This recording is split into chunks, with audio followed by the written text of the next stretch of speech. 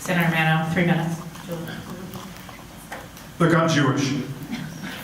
In 2005, working for a member of, formerly of the the Intelligence Committee, then member of the Appropriations Committee, I did Foreign Ops Appropriations. That's a subcommittee that deals with every cent of foreign aid to Israel, humanitarian aid to the Palestinian people, African nations across the world.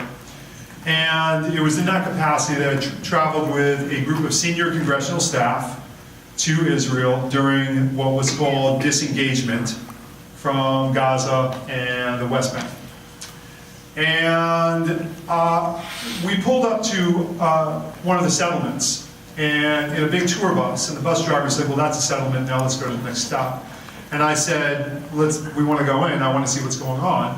And they said, there's a State Department ban on U.S. travel. And I said, I was freshly out of law school, I said, we're the legislative branch, State Department is the executive branch, they can't tell us what to do.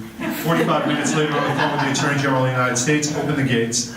And I went in and talked to settlers, and I walked to the edge of the settlement with a pair of binoculars, and there was a 3-mile expanse of desert, much like you've seen over the last week on CNN.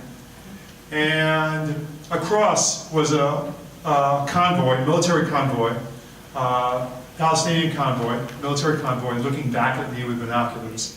And it occurred to me at that moment that there is no military solution to the crisis in Gaza, in the Palestinian-Israel crisis. The only solution for what I seek, and I think most of us seek, is a two-state solution, 2 states living side by side in peace, sustainable, is an economic solution.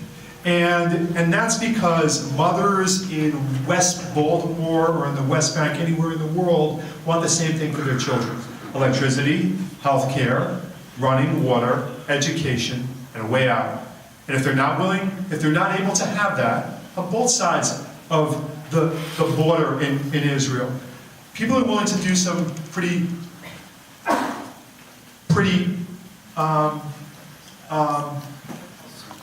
serious things. And so what I envision is an economic solution whereby Palestinian folks and folks from Israel go to work together in the morning. You plop a Peugeot plant or a General Motors plant or a General Dynamics plant in that 3-mile expanse. Every morning, 6 a.m., a whistle blows like in the olden days.